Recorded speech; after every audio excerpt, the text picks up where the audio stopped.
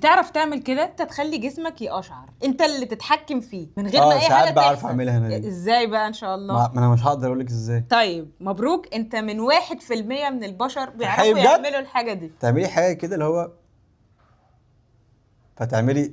بعمل حاجات منتل بدماغي. والله هو العظيم ده. بعرف اعملها بجد والله بعرف اعملها. ماشي يا عم. بس دي حاجه انا افتكرت كل الناس تعرف تعمل الحركه دي. لا طبعا. بجد انت ما بتعرفيش انا تعملي ليه حاجه؟ اخلي جسمي اشعر بس مش بمزاجي؟ يقشعر. ايوه ولا اللي هو يطلع لك جوس بامبس. ولا هو تحسي كده كده دي صح؟ لا طبعا.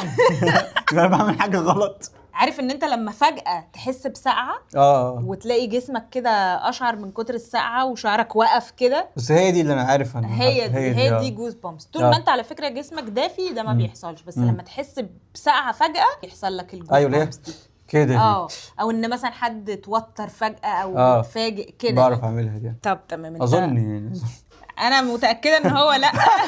وانت مش ضمن 1% من الناس اللي بتعرف تعمل كده. حاجه بقى تانية، عمرك دقت صابون وانت بتاكل بقدونس؟ لا. طيب في ناس بقى لما بتيجي تاكل بقدونس بتحس ان هي بتاكل صابون، وانا سمعت الكلمه دي من كذا حد من صحابي قبل كده. عشان كده ما بياكلوهوش. لا لما بيجي ياكل بقدونس يقول لك ايه ده طعمه صابون. يبقى عنده مشكله في الاستطعام. ده بقى 9% من البشر بيحسوا بطعم صابون لما بياكلوا بقدونس. ايه بتبقى مشكله في اللسان نفسه؟ حاجه ليها علاقه بالتيست بادز او كده. ماشي. وبرده دي حاجه ليها علاقه بالجينات. بس اشمعنى البقدونس مش عارفه. اكيد في حاجه كيميائيه في البقدونس. حقيقي مش عارفه. طيب ان انت تحرك النوستريلز بتاعتك اون كوماند، ان انت تتحكم فيها زي كده.